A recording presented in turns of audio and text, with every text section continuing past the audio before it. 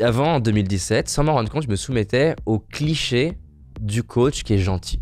Ce côté en fait de voilà le type d'entreprise que j'ai envie de créer, je ne l'assumais pas autant. Parce que justement, à chaque fois que je le faisais, à chaque fois que j'allais parler de chiffre d'affaires, d'argent, je me serais dit oulala, je vais me faire tailler encore que je me la pète. C'est pas que j'étais humble, c'est que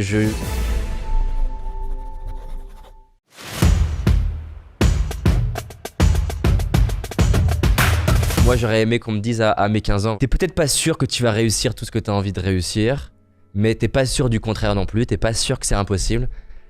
Donne une chance à ce qui t'inspire. Non pas juste pour le réaliser, juste parce qu'en fait, quand tu te connectes à ce qui t'inspire, t'as plus d'énergie au quotidien et tu te mets du coup à avoir de l'énergie pour oser des trucs qui sont différents. En fait, oui, il y a une petite voix qui me parle, peut-être de changer de clientèle, peut-être de changer d'entreprise, peut-être de changer de mari, peut-être de changer de femme, peut-être de changer de pays. Ça peut être un tout petit changement, mais il y a une voix qui me parle. J'ai peur d'être critiqué, j'ai peur de pas être compris, mais je vais l'écouter.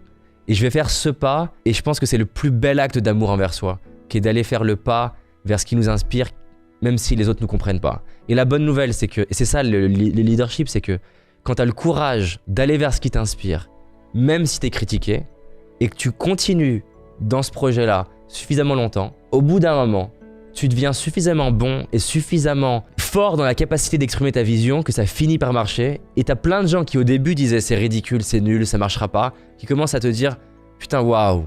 C'est cette phrase d'Einstein qui dit voilà, mon dédain pour l'autorité m'a fait en devenir une. Ce qu'il veut dire c'est le fait de ne pas se plier au dogme scientifique qui lui était imposé. Au début quand il arrive avec la théorie de la relativité, il y a plein de scientifiques qui se sont foutus de sa gueule. Mais le fait de ne pas se plier à ce dogme et de s'autoriser à dire voilà ce en quoi je crois et j'assume mes idées, c'est ça qui fait que 10 ans plus tard on le considère comme une autorité scientifique. Mais c'est ça le paradoxe, c'est que on a tellement peur d'être rejeté du cercle social qu'on se plie à la société, à notre religion, à comment s'habiller, comment parler. On devient un suiveur plutôt que le leader de notre vie en fait. Et voilà, moi ce qui m'inspire c'est ça, c'est que les gens se créent la vie qui les inspire.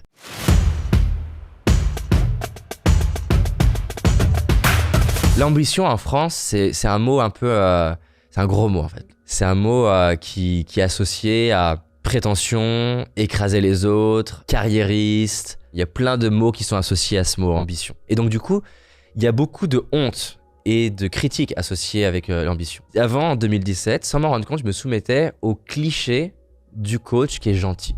Alors bien sûr, j'étais moi-même sous plein des aspects, encore une fois, hein.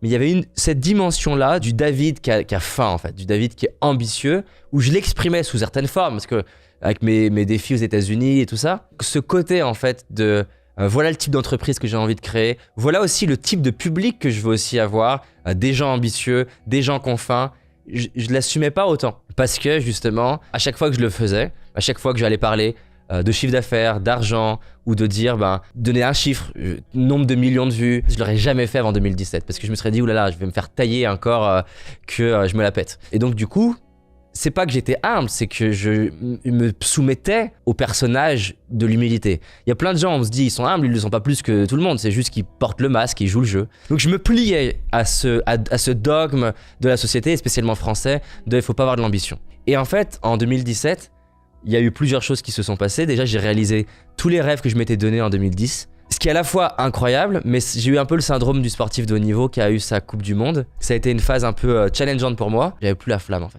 Bon, je pouvais faire un peu plus de monde, un peu plus de vues, un peu plus de trucs, mais ça avait pas de sens. Et je me suis posé la question, là dans ton cœur, c'est quoi qui te fait vraiment vibrer? Si on oublie ce que les gens attendent de toi ou ce qu'ils imaginent de ce que t'es, qu'est-ce que tu veux? Et ce qui a émergé, c'est en fait, je veux servir les gens qui sont ambitieux. Et vraiment, c'est ce mot-là. Hein. Si tu vas sur mon site paradoxgroup.com, tu regardes, tu vas voir le mot ambition marqué plusieurs fois. Je veux aider les gens qui ont de l'ambition à avoir les outils, les stratégies et l'inspiration d'aller au bout de leurs rêves. C'est ça que tu vas trouver sur mon site. Et ça m'a donné vraiment beaucoup d'énergie de me dire, je veux aider des gens qui en fait rêvent grand. Je viens de faire une commande de 600 € de biographie. Et c'est que des gens qui sont ambitieux. Et c'est que des gens qui m'inspirent énormément et je peux avoir les larmes aux yeux parce qu'ils se sont pas juste dit tiens, je veux faire un petit business ou une petite association, mais je veux marquer l'histoire, je veux transformer le monde, je veux créer une association ou une entreprise qui fait des trucs de malade. Et j'assumais moins cette dimension de moi avant. Donc l'ambition, ça a énormément de place pour moi. Et ma définition donc maintenant, c'est que effectivement, je pense que l'ambition, elle est mal mal comprise parce qu'on la pense déjà comme si c'était un truc vis-à-vis des autres, alors que pour moi, l'ambition, c'est de t'autoriser à te connecter au plus grand rêve qui sommeille en toi. Et quand quelqu'un me dit « ce que j'ai envie, c'est de créer une association pour aider des femmes localement », eh ben, si c'est son ambition, pour moi, c'est être ambitieux. C'est pas que des trucs mondiaux ou énormes, mais pour moi, l'ambition, voilà, c'est avoir justement, c'est cet acte de leadership de dire « écoute, fuck, si ça te plaît pas mon rêve, moi, il m'inspire et j'ai envie d'aller vers ça. » Et justement, pour moi, une ambition qui serait basée sur prouver quelque chose aux autres ou me valider socialement, c'est pas une bonne ambition. Donc voilà, l'ambition, c'est ça pour moi, c'est avoir le courage d'aller vivre la vie qui m'inspire, peu importe que les autres soient d'accord avec moi, peu importe que les autres trouvent que c'est une bonne idée, et d'y aller. Se connecter à son plus grand rêve, l'assumer, être prêt à être critiqué pour ça, puisque la seule épreuve du leadership, c'est d'être critiqué.